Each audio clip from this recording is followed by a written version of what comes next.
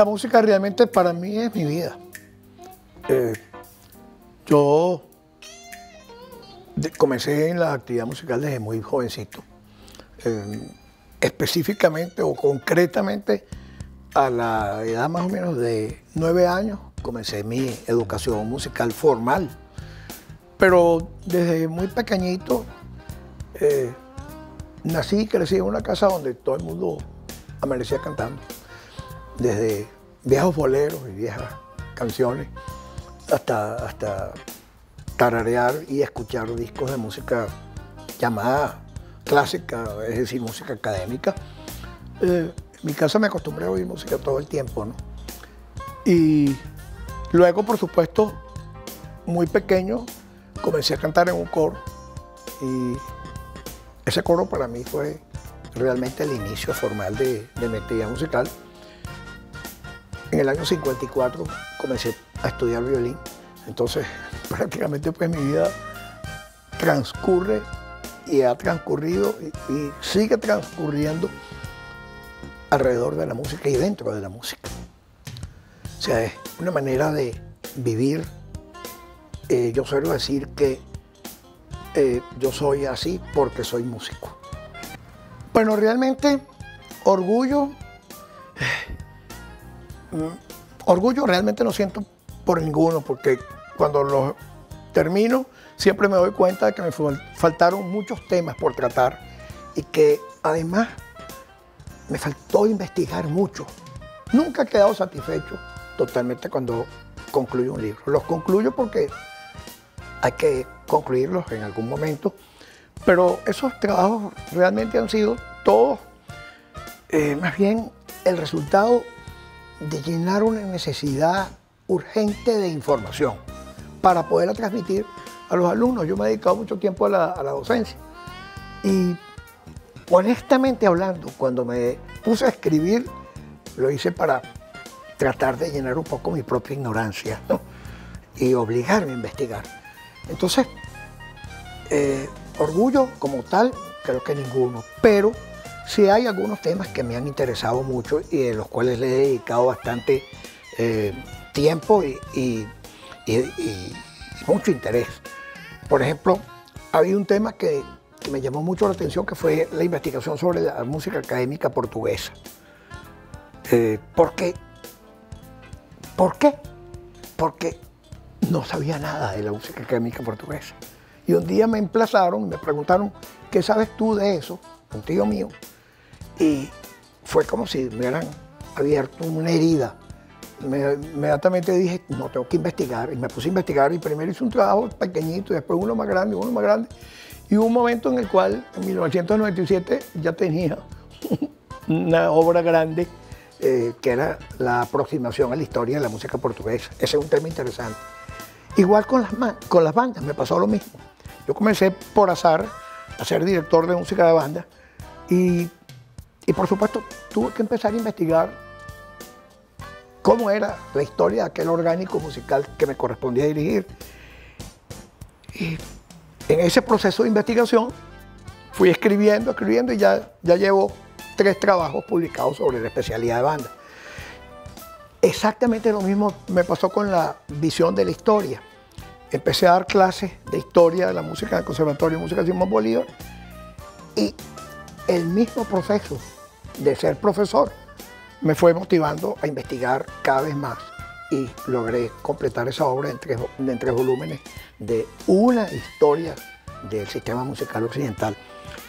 Y el más reciente trabajo que ha sido el de la música en Venezuela, cómo llegó el sistema musical occidental a Venezuela y América, que fue el del año pasado.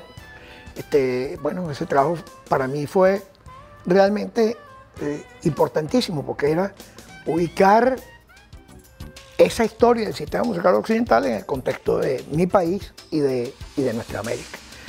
Y me llevó pues a investigaciones muy interesantes que me llevaron inclusive a la selva amazónica a conocer las misiones de Urubichá, fantásticas, ¿no? O sea que realmente orgullo, de verdad, honestamente hablando, no ha sido la reacción fundamental. Ha sido básicamente el compromiso de tratar de saber, porque yo creo que el proceso más interesante del ser humano es buscar siempre la verdad.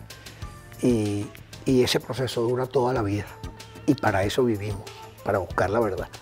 Para mí primero una gran sorpresa, porque antes de esta entrevista conversamos un poco y te enseñé cómo me enteré.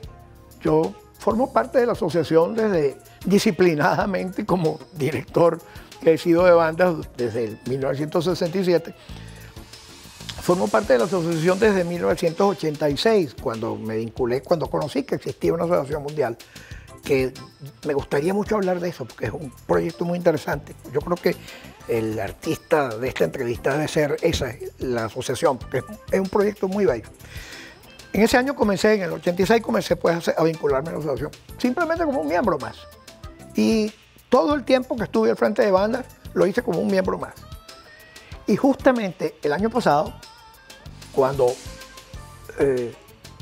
de repente abro mi correo, me encuentro con que el directorio de esa asociación mundial me proponía como candidato para el proceso electoral que escogía a los candidatos para la elección por parte de todos los miembros en el mundo del nuevo directorio.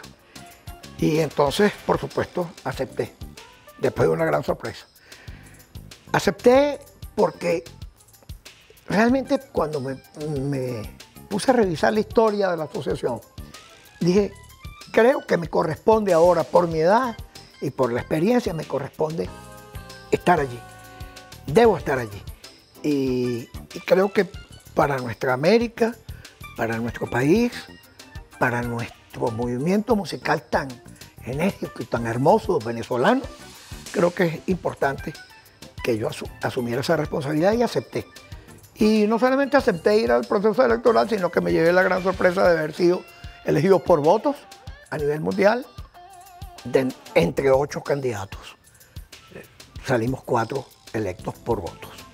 Entonces, por supuesto, ahí sí me siento muy feliz y hasta un poquito orgulloso, porque realmente llegar a un cargo por elecciones es muy hermoso, porque, sobre todo a elección mundial, porque un cargo, una designación, un nombramiento te lo puede dar un amigo, un compadre, un profesional que te aprecia, una institución, pero una elección a ese nivel es un proceso mucho más complicado.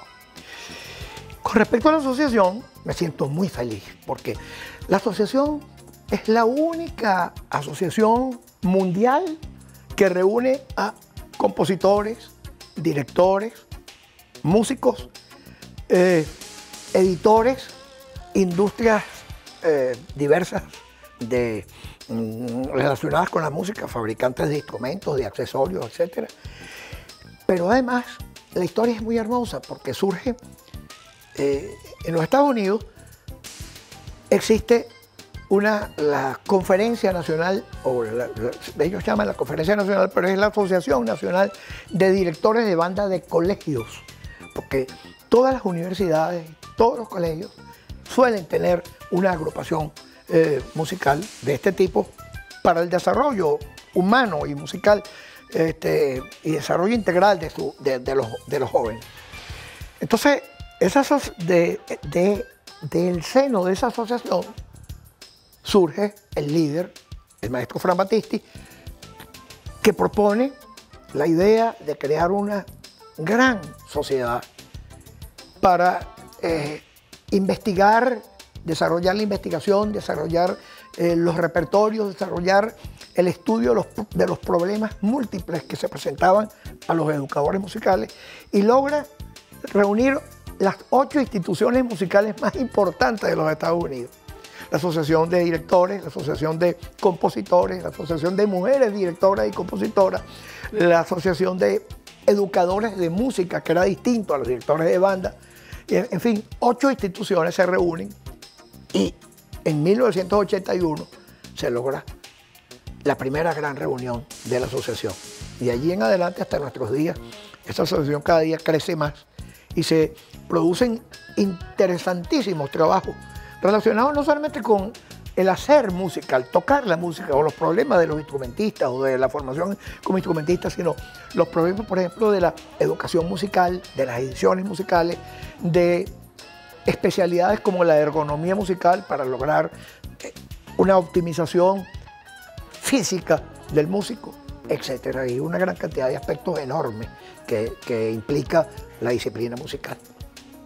Entonces, para mí estar en el directorio de esa asociación mundial, imagínate tú lo hermoso que es, el reto enorme que representa, y sobre todo para nuestro país, concretamente, el trabajar por rescatar cada vez más el prestigio de esas agrupaciones.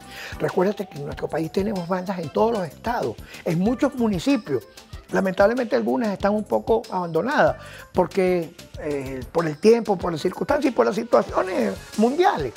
Pero no implica eso, ese pequeño deterioro o pequeño estado de incomodidad o de malestar que tengan, el que no se puedan superar esas etapas. Es una cuestión de voluntad y de trabajo.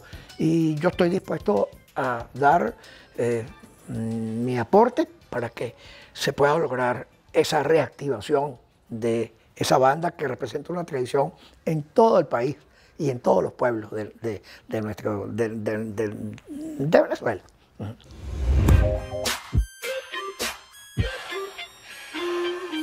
En Alemania, la Galería de Arte de Mannheim presenta un ambicioso proyecto del multipremiado colectivo teatral alemán Rimini Protokolov. La instalación se llama Urban Nature y ofrece a quienes lo visiten la oportunidad de ser protagonista en una especie de set de teatro o película multimedia. Los detalles los tiene María Luz Moraleda de nuestro canal aliado de Deutsche Welle en Berlín. Hola, ¿qué tal? Mucho gusto saludarles de nuevo. La instalación Urban Nature nos trae los retos para la sostenibilidad de las grandes urbes desde la perspectiva de otros ojos a través de una exposición interactiva y multimedia que parte de proyecciones y grabaciones de testimonios reales. Película transitable, teatro expandido o exposición desbordada son los términos diferentes que escoge la crítica para calificar esta curiosa experiencia que vale la pena descubrir. El multipremiado colectivo teatral berlinés Rimini Protokoll, dirigido por Helga Haug, Stefan Kaegi y Daniel Wetzel, lleva más de 20 años explorando el espacio urbano. Su objetivo, hacer visibles las dinámicas que determinan la sociedad en silencio. En Mannheim, su instalación itinerante Urban Nation, en el espacio expositivo de la Kunsthalle, invita a explorar la ciudad. En ella coexisten cuerpos reales y filmados, el testimonio grabado y el de quienes recorremos ese espacio que simula la vida en una gran ciudad. Pero eso sí, metiéndose en la piel de 7 barceloneses con experiencias de vida muy distintas. Un sin techo, una consultora de inversiones, una niña del barrio barcelonés del Raval, un funcionario de prisiones, una madre soltera, un historiador ambiental y un emprendedor en nuevas tecnologías. Cada 8 minutos la perspectiva de ese paisaje urbano cambia. El viaje empieza en una plaza, te lleva a un moderno bar de diseño o a un albergue para quien no tiene casa. La participación del público es fundamental en la obra, primero porque en cada grupo de 2 a 11 personas alguien de ellos debe llevar una tablet y seguir unas indicaciones para que todo fluya y se activen determinadas situaciones. Y en segundo lugar porque las reacciones de los visitantes también dan una idea clara de las muchas mentalidades y comunidades que conviven en una ciudad donde todo está conectado. En este proyecto, los responsables de Rimini Protokoll, junto con el escenógrafo Dominik Huber, harán hincapié en que pese al aparente reinado del anonimato y la soledad de los grandes núcleos urbanos, nuestras decisiones privadas tienen un impacto en el ámbito público y también nos invitan a reflexionar sobre asuntos como la gestión del agua, el derecho a la vivienda, la desigualdad y los actuales roles laborales y sociales en la juventud. Urban Nature es una producción del Centro de Cultura Contemporánea de Barcelona y Rimini Aparat con la participación del Teatro Nacional de Mannheim. La instalación estará abierta ahora en esa ciudad al sur de Alemania hasta el próximo 16 de octubre. Desde el canal DW Deutsche Welle se despide hasta la próxima, con mucho gusto, María Luz Moraleda.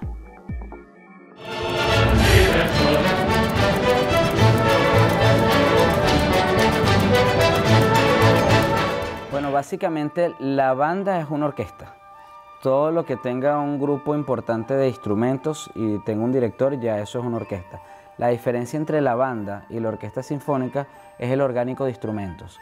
La orquesta sinfónica cuenta con una cuerda sinfónica completa, violines, violas, violonchelo, contrabajo, cuenta con los instrumentos de viento madera tradicional, flauta, oboe, clarinete, fagot, y con los vientos metales tradicionales, que son los cornos, las trompetas, los trombones, la tuba y una percusión básica. La banda se enfoca en una gama muchísimo más variada de instrumentos de viento, incluyendo los instrumentos accesorios. Y en la orquesta sinfónica normalmente tenemos los clarinetes en la, clarinetes en si bemol, aquí tenemos clarinetes piccolo, en las flautas tenemos los pícolos, tenemos la flauta alta, la flauta baja, en los fagotes utilizamos mucho el contrafagot, es decir, tenemos otros instrumentos accesorios. En las trompetas se usan trompetas, cornetas, pistones, se usan otro tipo de cornos, se usan más bombardinos, es decir, la banda aglomera todos los instrumentos que nos podamos imaginar que eventualmente podrían participar en una orquesta sinfónica, lo aborda, pero además de eso abordan los chelos y los contrabajos de la cuerda, que le dan un peso sinfónico también. ¿Por qué es tan importante desarrollar las bandas aparte de la orquesta sinfónica? Porque las bandas le ofrecen a los instrumentistas de viento un desarrollo técnico mayor. Es decir, normalmente en una orquesta sinfónica los violines, las violas, son los que llevan un protagonismo altísimo a nivel de la ejecución técnica más virtuosa. Vemos siempre los violines tocando pasajes muy rápidos, muy virtuosos. Como decimos entre los músicos, tienen muchas notas. Y vemos de repente a la madera, a los metales, con instrumentos un poco, con pasajes un poco de menor dificultad técnica, más notas largas, menos notas, más acompañamiento, más base armónica, pero en la banda no. En la banda los instrumentos de viento, que normalmente están ofreciendo un acompañamiento básico, están ejecutando todo lo que hacen los violines o música escrita directamente para ellos, pero a un altísimo nivel de ejecución. Entonces, la banda se convierte en una herramienta, en instrumento para que el ejecutante de viento pueda desarrollarse a un más alto nivel. ¿Y qué permite esto? Que entonces las orquestas sinfónicas también tengan muchísimo más nivel, sobre todo en sus secciones de viento.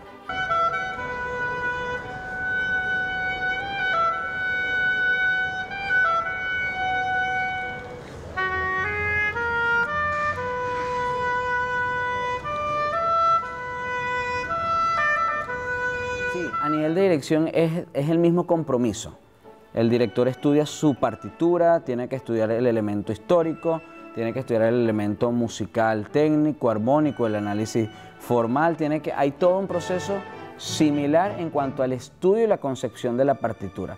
La diferencia es que el director de banda tiene que tener mucho más conocimiento sobre la ejecución técnica de los instrumentos de viento, ¿ok? Porque siempre tiene que tener esas herramientas a mano para brindarle orientación y apoyo a los instrumentistas. Un director de orquesta sinfónica perfectamente puede ser un director de banda, solo que debe adquirir estos detalles técnicos propios de estos otros instrumentos que no son característicos de una orquesta sinfónica, y un director de banda perfectamente puede ser un extraordinario director de una orquesta sinfónica, solo que bueno, adquiere también los rudimentos técnicos de los instrumentos que no hacen vida de manera común en una banda, como son los violines y las violas. Sí, el mayor reto del récord Guinness fue el momento. El momento, no propiamente la organización, sino el momento. Fue en el medio de una pandemia, saliendo, si no me equivoco, de la tercera ola, que fue la ola más complicada en el país.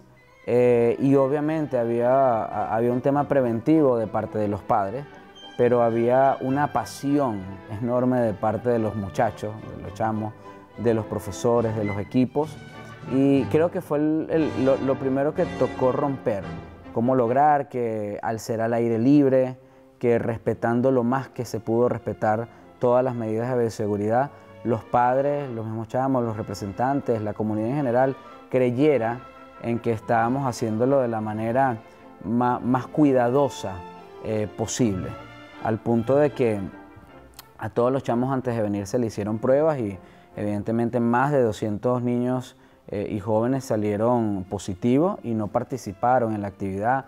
Quienes estuvieron ensayando con ellos previo al evento, a los que ensayaron, con los que salieron positivos, también de manera preventiva se les aisló, quedaron en casa y tuvimos de arranque 750 músicos menos.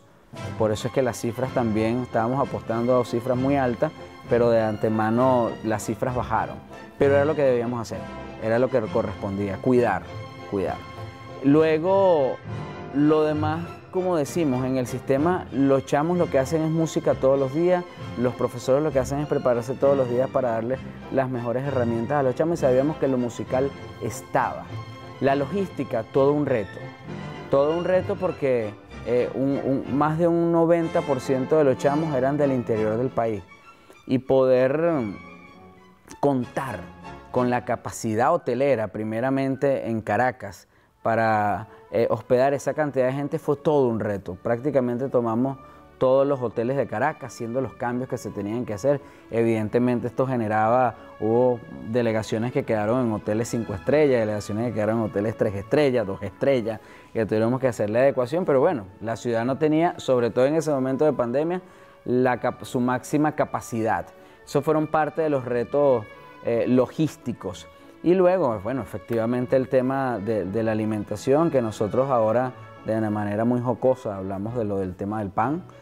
Pero bueno, quien ha organizado un evento de esta magnitud sabe que efectivamente tienes que buscar la comida que pueda preservarse durante mayor tiempo para evitar males mayores. Por ejemplo, se trató un día de dar una comida completa, la cual por el calor se dañó, indudablemente. Entonces, y hubo una pérdida importante allí. Pero bueno, eso es lo que la gente que normalmente no está dentro de los procesos organizativos no los entiende.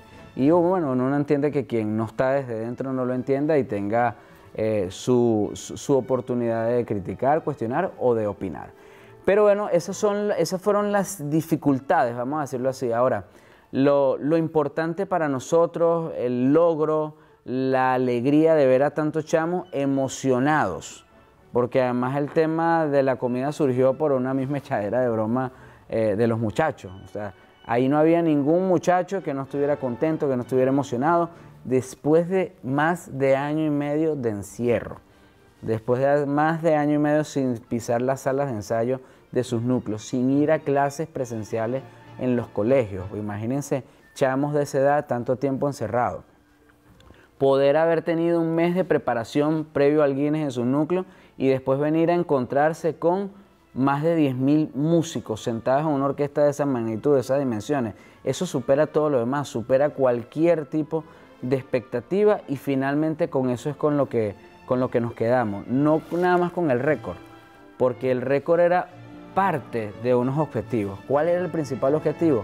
Despertar al país, despertar los núcleos, despertar a los chamos.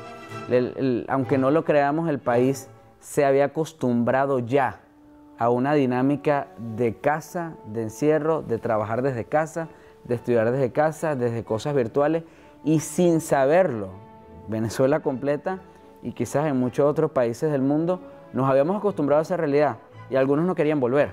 Algunos no querían volver a una sala de ensayo, querían seguir trabajando virtualmente y el récord Guinness, la actividad para batir ese récord, logró que despertáramos a todo el mundo.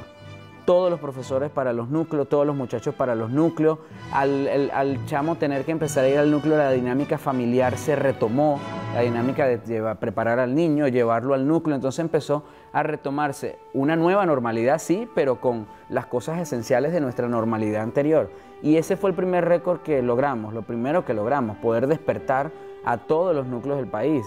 De los 443, que no todos tienen programa orquestal, 285 núcleos del país participaron en la actividad. Otros no participaron porque no tienen instrumentos sinfónicos, porque tienen otros programas, que igualmente es el sistema, pero los despertamos. Y ese fue el primer y mayor logro. Hubo una consecuencia, el récord Guinness, tenemos la orquesta más grande del mundo, según la organización Guinness, maravilloso. Ahí logramos otro récord que evidentemente enorgullece al país, pero al interno despertamos a todo el sistema y hoy por hoy estamos haciendo lo que estamos haciendo.